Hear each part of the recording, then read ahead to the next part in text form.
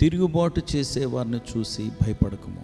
యెహెజ్కేలు గ్రంథం 3వ అధ్యాయము 9వ వచనంలో, భయపడకము, వారందరూ తిరుగుబాటు చేయువారైనను, ఏంటంటే వారు అందరూ తిరుగుబాటు చేయువారైనను వారిని చూచి జడియకము. దేవుని బిడ్డలారా, భయపడకము. First thing, don't be afraid, don't fear. రెండోది, ఎందుకు నువ్వు భయపడొద్దు, ఎవరిని చూసి భయపడొద్దు అంటున్నారంటే, వారందరూ అంటే యెహెజ్కేలుకి ఎదురైనటువంటి వారు చాలామంది అందరూ తిరుగుబాటు చేయవారు. తిరుగుబాటు చేయవారంటే రెబెలియస్ పీపుల్, అంటే తిరుగుబాటు చేయవారు అన్నమాట. వాళ్ళందరూ దేశానికి కానీ, రాజుగారికి కానీ, దేవుడికి కానీ, దేవుని బిడ్డలకు కానీ ఎప్పుడూ తిరుగుబాటు చేయవారు.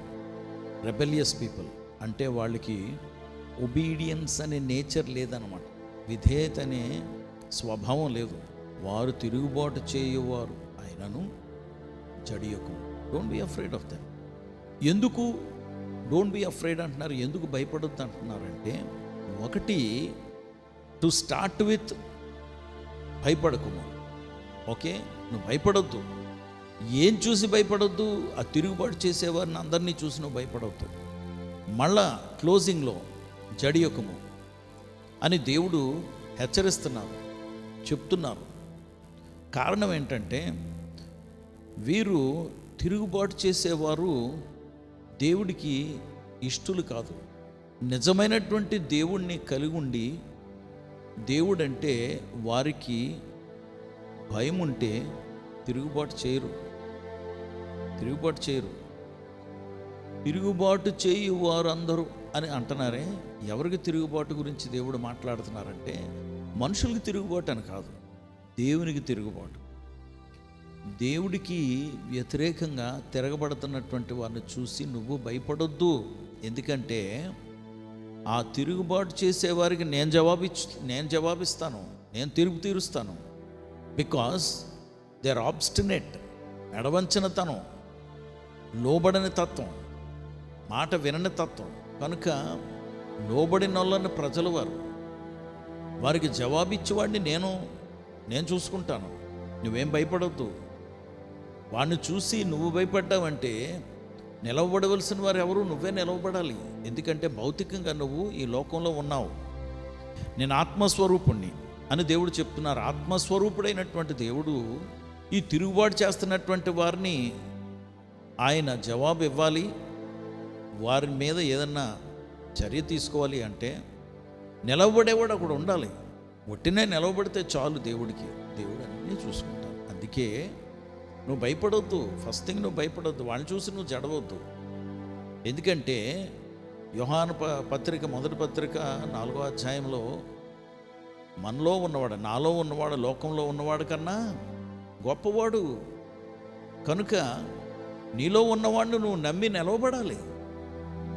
నాలో దేవుడు ఉన్నాడు, ఆ దేవుడు అన్నీ చూసుకుంటాడు, ఆ దేవుడు వ్యతిరేకిస్తాడని నువ్వు నిలవబడిపోవాలి. ఆ తిరుగుబాటు చేస్తున్నటువంటి వారికి అర్థం కాదు, ఇదేంటి వీడు ఎలా నిలవబడ్డాడేంటి, చదవటం లేదేంటి. అందుకే కదా 9 అడుగుల ఎత్తు గొలయత్తు. బాలుడైనటువంటి దావీదు చూసి భయపడిపోవాలి, వాడి సైజును చూసి భయపడాలి, కానీ భయపడలేదు. ఈ సున్నత లేని ఫిలిస్తీయుడు ఏ పాటివాడు, జీవం కలిగిన దేవుని చేతుడు అని బాలుడు ఎదిరించాడు. 7 అడుగులు ఎత్తైనటువంటి సౌలు కూడా, రాజు సౌలు భయపడిపోయాడు. సైన్యం అంతా గడగడలాడిపోతుంది, కానీ ఒక బాలుడు ఎదిరించాడు. ఎందుకంటే తన నమ్మింది ఏంటంటే, నేను సేవించి, నేను పూజించి, నేను ఆరాధిస్తున్నటువంటి దేవుడు గొప్పవాడు. ఆయన ఈ ఫిలిస్తీయుడిని ముక్కలుగా చేసి ఆకాశ పక్షులకి ఇచ్చేయగలిగిన వాడు అని నమ్మాడు. అందుకే నువ్వు జడియకము, భయపడకము. ఈ తిరుగుబాటు చేసే ప్రజలందరినీ చూసి నువ్వు భయపడవు. Don't worry, I will take care of them. వారిని నేను చూసుకుంటాను అని దేవుడు నీకు అభయం ఇస్తున్నారు. మీ ఆఫీస్లో, మీ వ్యాపారంలో, మీ పక్కన ఉన్నవారు వ్యాపారస్తులు, వాళ్ళు ఏదో చాలా గొప్ప వ్యాపారం చేస్తున్న వాళ్ళు కనుక, నువ్వు చిన్నోడు కనుక, నువ్వు చిన్న ఉద్యోగం కనుక నేను తీసేస్తారేమో, నేను బ్రౌబీట్ అంటారు, ఓవర్వెల్మింగ్ అంటారు. అంటే నీ మీద వాళ్ళు అధికారం కలిగినటువంటి వారుగా అధికారం చలాయిస్తున్నారు. Don't fear, don't be afraid. వాళ్ళకి జవాబు ఇచ్చేవాడు ఎవరంటే నా దేవుడు. ప్రార్థన చేద్దాం. పరిశుద్ధుడా ప్రభా, నీకు వందనాలు, స్తోత్రాలు. ఈ ఉదయకాలం ప్రభా, ఇదిగో జడియకుము, భయపడకము, తిరుగుబాటు చేస్తున్న ఈ ప్రజలు చూసి నువ్వు భయపడొద్దన్నారు. వారికి జవాబు ఇచ్చేవాడు నువ్వు. వాళ్ళేమనుకుంటారంటే నువ్వు మోగదేవుడివి, నువ్వు మాట్లాడిన వాడివి అనుకుంటారు. మేము మాట్లాడగలిగి, మేము కండబలం కలిగి, మేము వినగలిగి, ఆలోచించగలిగిన జ్ఞానం ఉంటే ఇవన్నీ మాకు కలుగు చేసిన దేవుడు నువ్వు ఉండవా ప్రభా? నీకు బలం ఉండదా? నీకు నోరు ఉండదా? నీ కంఠం ఎత్తావంటే ప్రభా జలాలు శబ్దం అట ప్రభా, like water flowing upon rocks అని కీర్తనకారుడు అంటాడు. అంత గంభీరమైన దేవుడివి నువ్వు. కొండ మీదకి దిగొచ్చేటప్పటికి ప్రజలు గడగడలాడిపోయి వణికిపోయారు. బాబోయ్, మోషే గారు వద్దండి బాబు, దేవుడు మాతో మాట్లాడొద్దని చెప్పండి, మీరు విని మాతో చెప్పండి చాలు, మేము వింటామన్నారు. మేము ఆలకిస్తాం, మేము విధేయత చూపిస్తామన్నారు. అంత గంభీరమైన దేవుడివి ప్రభా. ఈ ఉదయకాలం జ్ఞాపకం చేసుకుంటున్నాం.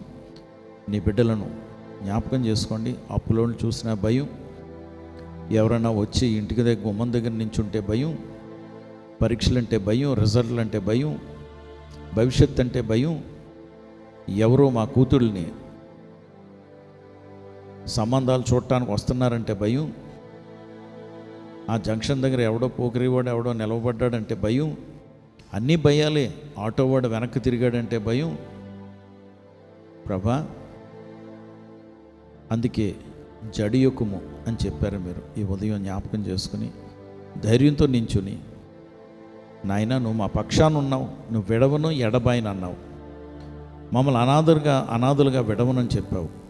మమ్మల్ని నీ బిడ్డలుగా దత్తత చేసుకున్నావు కనుక మమ్మల్ని బలపరచువాని బట్టి మేము సమస్తము చేయగలం. మేము ఊరికే నిలుచుండి చూస్తే చాలు, రక్షణ యెహోవాదని చెప్పారు. కనుక మీకు వందనాలు చెల్లిస్తూ యేసు నామములో ప్రార్థించి వేడుకొంచున్నాం తండ్రి. ఆమెన్.